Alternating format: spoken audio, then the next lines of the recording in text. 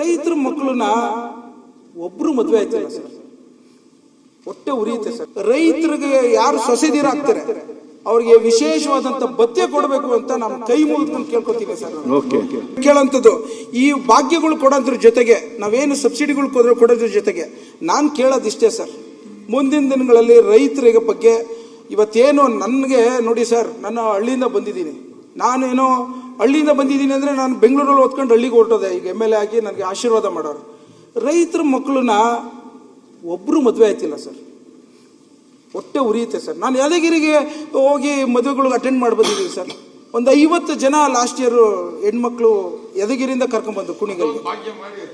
ಅದಕ್ಕೋಸ್ಕರ ನಾನು ಅವತ್ತೇ ಹೇಳಿದೆ, ಏನಾರ ವಿಶೇಷವಾಗಿ ರೈತರಿಗೆ ಯಾರು ಸೊಸೆದಿರಾಗ್ತಾರೆ ಅವ್ರಿಗೆ ವಿಶೇಷವಾದಂತ ಭತ್ಯೆ ಕೊಡಬೇಕು ಅಂತ ನಾನು ಕೈ ಮುಗಿದ್ಕೊಂಡು ಕೇಳ್ಕೊತೀನಿ ಸರ್.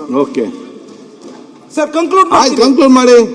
ಹಾಗಾಗಿ ಮುಂದಿನ ಒಂದು ಸಾಲಿನಲ್ಲಿ ನಾವು ರೈತರ ಸೊಸೆದಿರಿಗೋಸ್ಕರ ಗೌರ್ಮೆಂಟ್ ಸಬ್ಸಿಡಿ ಆರ್ ಗೌರ್ಮೆಂಟ್ ಒಂದು ಭತ್ಯೆ ಕೊಡುವಂಥದ್ದು, ಇನ್ಸೆಂಟಿವ್ಸ್ ಕೊಡುವಂಥದ್ದು ಮಾಡಬೇಕು ಅಂತ ಹೇಳಿ ನೀವು ವಿಶೇಷವಾಗಿ ಧನ್ಯವಾದ ಹೇಳಿ ನಾನು ಮಾತು ಮುಗಿಸ್ತೇನೆ. ಧನ್ಯವಾದ. ಜವಾಬ್ದಾರಿ ಸರ್, ಪ್ಲೀಸ್ ಸರ್, ನೀವು ಒಂದು 5 ನಿಮಿಷ ಯಾರು ಬೇರೆ ಇದ್ರೆ ಕೊಟ್ಬಿಡಿ ಸರ್. ನೀವು ಮಾತಾಡಿ, ನನ್ ಮಾತಾಡ್ಬೇಕು ಸರ್ ಪ್ಲೀಸ್. ಇದು ಏನಂದ್ರೆ ಬರ್ಕೊಂಬಂದಿದ್ದೀನಿ ಸರ್ ಗಾದೆಗಳನ್ನ, ಮಾತಾಡಿ ಅಂತ ಹೇಳ್ತೇನೆ. ಇವತ್ತು ಅಳಿಯನ ನಾಲಿಗೆ ರುಚಿಗೆ ಮನೆ ಕೋಳಿನೆಲ್ಲ ಖಾಲಿ ಆಯ್ತು ಅಂತ ಹೇಳ್ತಾರೆ. ಅಂದ್ರೆ ಅಳಿಯನ ನಾಲಿಗೆ ರುಚಿಗೆ ಮನೆ ಕೋಳಿ ಎಲ್ಲ ಖಾಲಿ ಮಾಡಿದ್ರಂತೆ. ಅಂದ್ರೆ ಕೇಂದ್ರ ಸರ್ಕಾರ ಬಡವ್ರ ಬಗ್ಗೆ ಯೋಚನೆ ಮಾಡಲಿಲ್ಲ, ರೈತರ ಬಗ್ಗೆ ಯೋಚನೆ ಮಾಡಲಿಲ್ಲ, ಆದ್ರೆ ಉದ್ಯಮದಾರರು ಅವ್ರಿಗೆ ಅಳಿಯ ಆಗ್ಬಿಟ್ಟಿದ್ದಾರೆ. ಇವತ್ತು ಅದಾನಿಯಿಂದ ಹಿಡಿದು ಅಂಬಾನಿಯಿಂದ ಹಿಡಿದು ಅವ್ರಿಗೋಸ್ಕರ ತಮ್ಮ ಸಂಪನ್ಮೂಲವನ್ನ ಸುಮಾರು 16 ಲಕ್ಷ ಕೋಟಿ ರೂಪಾಯಿನ ರೈಟ್ ಆಫ್ ಮಾಡ್ತಾರಲ್ಲ ಮಾನ್ಯ ಸಭಾಧ್ಯಕ್ಷರೇ. ಯಾವ ಕಾರಣಕ್ಕೋಸ್ಕರ ಈ ತರ ಮಾಡ್ತಾರೆ ಅನ್ನೋದನ್ನ ನಾವು ನಿಮ್ಮ ಮೂಲಕ ನಾನು ವಿರೋಧ ಪಕ್ಷದವ್ರು ಕೇಳ್ತಾ ಇದ್ದೀನಿ ಮಾನ್ಯ ಸಭಾಧ್ಯಕ್ಷರೇ.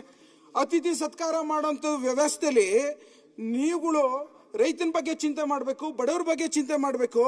ಆದ್ರೆ ಇವತ್ತು ನಿಮ್ಮ ಚಿಂತನೆ ಇರೋಂಥದ್ದು ನಿಮ್ಮ ಮನೆ ಹಳಿನಾದಂಥ ಉದ್ಯಮದಾರರ ಬಗ್ಗೆ.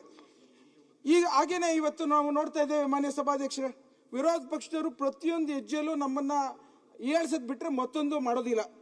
ಈಗ ಕೇಳ್ತೇನೆ, ಅವರು ಗ್ಯಾರಂಟಿ ಬಗ್ಗೆ ಒಂದು ಪ್ರಸ್ತಾವನೆ ಒಳ್ಳೆದಾಯ್ತು, ಥ್ಯಾಂಕ್ ಯು ಸರ್. ನೀವು ಟೈಮ್ ಕೊಡಬೇಕು. Is our friend. He's our friend. So Kader is not friend. ನೀವು ಹೇಳಿದ್ರೆ Kader is not friend. ನೀವು ಹೇಳಿದ್ರೆ ಮನೆ ಅಳಿಯ ಅಂತ ಹಂಗೆ ಹೋಗ್ಬಿಟ್ರು ನೋಡಿ. ಮನೆ ಅಳಿಯ ಬಿಜೆಪಿ ಅಲ್ಲ, ನಿಮ್ ಬಗ್ಗೆ ಗುಣಗಾನ ಮಾಡ್ಬೇಕಲ್ಲ. ಈಗ ಮಾನ್ಯ ಸಭಾಧ್ಯಕ್ಷ ಇನ್ನೊಂದು ಗಾದೆ ಇದೆ. ಇದು ಈಚಲು ಹಣ್ಣಿನ ಕಾಲಕ್ಕೆ ಗುಳ್ಳೆನರಿಗೆ 2 ಹೆಂಡತಿರಂತೆ. ಪಾಟೀಲ್ ಇವರು ನಮ್ಮ ಯತ್ನಾಳ್ ಸಾಹೇಬ್ರ ಕೂತ್ಕೊಳ್ಳಿ, ನಿಮ್ಗೂ ಇದು.